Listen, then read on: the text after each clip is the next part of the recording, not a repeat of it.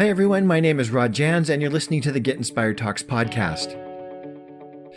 For this episode of the Get Inspired Talks podcast, we visit with Sandra Younger. Sandra Younger lost her home, 12 neighbors, and almost her own life in the 2003 Cedar Fire, one of the biggest and most destructive wildfires in California history. As a magazine journalist with degrees from the University of North Carolina at Chapel Hill and Syracuse University, Sandra felt compelled to capture the historic Cedar Fire story for posterity. Her resulting book, The Fire Outside My Window, a survivor tells the true story of California's epic Cedar Fire, has been hailed as required reading for residents of wildfire country. In this episode, we talk about the power of choice, the difference between a survivor and a victim, and Sandra's helpful comeback acronym that will help you come back from life's challenges and be more resilient. If you enjoy the Get Inspired Talks podcast, please make sure you leave a rating and a review on whatever platform you're listening on. That's the best way you can help us help others find the show. And now, without further ado, please welcome Sandra Younger to the Get Inspired Talks podcast. We were among about 2,400 people who lost their homes, and this is already 15 years ago. And since then, we've just been seeing this happen with more and more frequency. It was a close call, I will tell you that. It's a miracle that we're talking today because we had only recently, 7 months before, moved to this beautiful house in the country outside of San Diego where we'd raised our family. And we were so in love with the wildlife and being close to nature, but sometimes you can be a little too close to nature. And that's what we discovered when we woke up in the middle of the night, in the middle of what became for a long time California's biggest wildfire. We just woke up, Rod, and saw fire outside our window, which became the name of my book that I wrote about this event, The Fire Outside My Window. So we grabbed our animals, we grabbed a few pictures off the wall, and I dumped them in a laundry basket that I just grabbed out of my closet, and we jumped into the closest car. We knew we just had to be out already. We were late. And it just happened to be my little Acura Sport Coupe.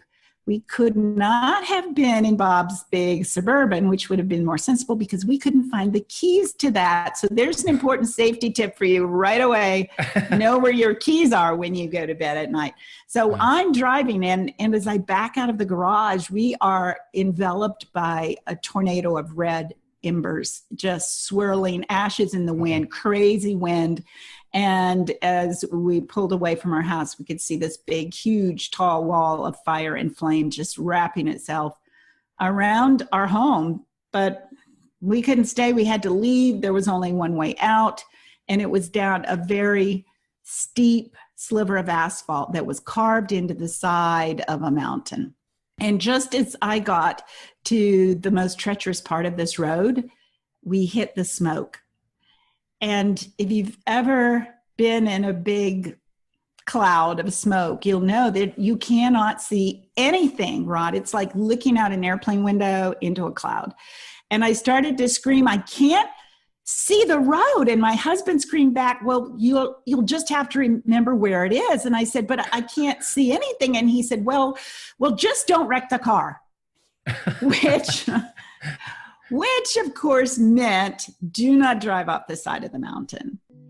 So here we are teetering on this edge of oblivion in the smoke. And then a miracle happened. Then a bobcat jumped out of the brush right to my headlight and dashed off into the smoke. And somehow I knew that the cat was on the road I couldn't see, and I knew to follow it.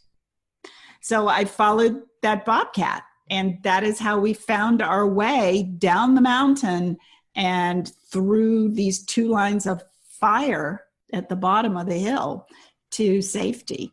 We had a pretty good idea when we left, just judging by the looks of things, but we didn't know. And you always hold out hope until the last minute. I think it was the next day when a friend of ours who was a law enforcement officer was able to get into the area because by then, of course, they closed it off and confirmed that the house was gone.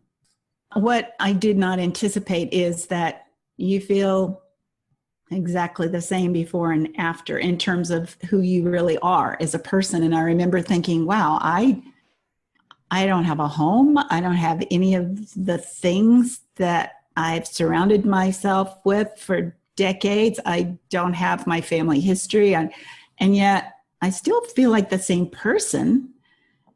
So you realize that you are not your things. You are not your things. You are not your stuff.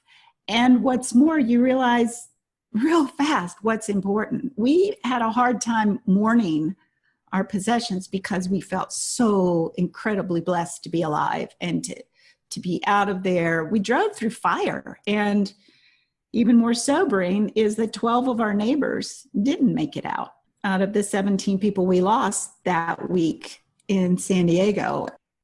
Usually what I leave people with is a little bit cryptic, but I tell people to follow your bobcat, because I believe that the bobcat is the grace that comes into our lives when we most need it and perhaps least expect it.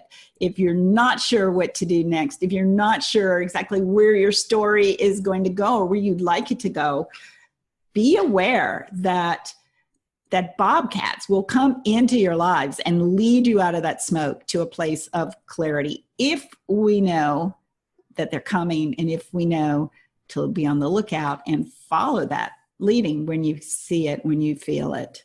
Does that help? Oh, I love that. So don't just blindly push through the smoke. Yeah, you could fall off the mountain, right? You could fall off the cliff. Yeah. So listen to your heart, watch for some sort of sign, be open to grace. Ask for it. Ask for it. Yeah. Yeah. So simple. Ask for help. Help. Oh, yeah. That's really good stuff, Sandra. I like that a lot. Yeah. By the time we got to the edge of that fire and we're thinking, where is this main road? We were both praying out loud for help. So, so thank God that bobcats do come into our lives and show us the way. Well, thank you so much for joining me today, Sandra. And if people want to find out more, if they want to get a copy of the book or invite you to speak, where can they find you? They can find me at SandraYounger.com, SANDRAYOUNGER.com. You can find my book there. You can contact me about speaking. You can also access a complimentary online version of my Comeback Formula guidebook, which is everything we talked about today and then some. And just scroll down a couple panels and there it is at SandraYounger.com. Wonderful to connect with you. Thanks for joining us today. Thank you, Rod. My pleasure to be here. Thanks for everything you're doing.